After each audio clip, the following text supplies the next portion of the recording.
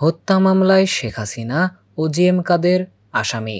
বৈষম্য বিরোধী ছাত্র আন্দোলনের সময় রাজধানীর যাত্রাবাড়ীতে ১৪ বছর বয়সী এক কিশোরসহ ২ জনকে হত্যার ঘটনায় একটি মামলা হয়েছে, যেখানে সাবেক প্রধানমন্ত্রী শেখ হাসিনা ও জাতীয় পার্টির চেয়ারম্যান জিএম কাদেরকে আসামি করা হয়েছে।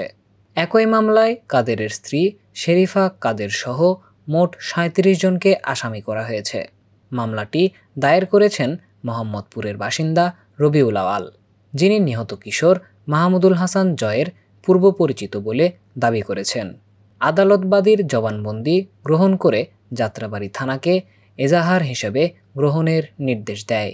মামলার আসামিদের মধ্যে আছেন শেখ হাসিনার বোন শেখ রেহানা, ছেলে সজীব ওয়াজেদ জয়, মেয়ে সাইমা ওয়াজেদ পুতুল, সাবেক মন্ত্রী ওবায়দুল কাদের, আসাদুজ্জামান খান কামাল, আইজিপি চৌধুরী আবদুল্লাহ আল মামুন সহ অন্যান্য রাজনীতিবিদ ও সরকারি কর্মকর্তারা।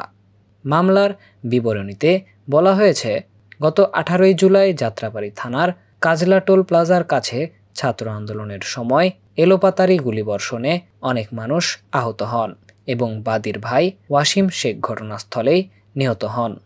অভিযোগে আরও বলা হয়, শেখ হাসিনা ও তার মন্ত্রিসভার সদস্যরা ক্ষমতায় থাকতে পুলিশ ও আওয়ামী লীগ কর্মীদের দিয়ে পরিকল্পিতভাবে গুলি চালানোর নির্দেশ দেন, যার ফলে এই হত্যাকাণ্ড ঘটে।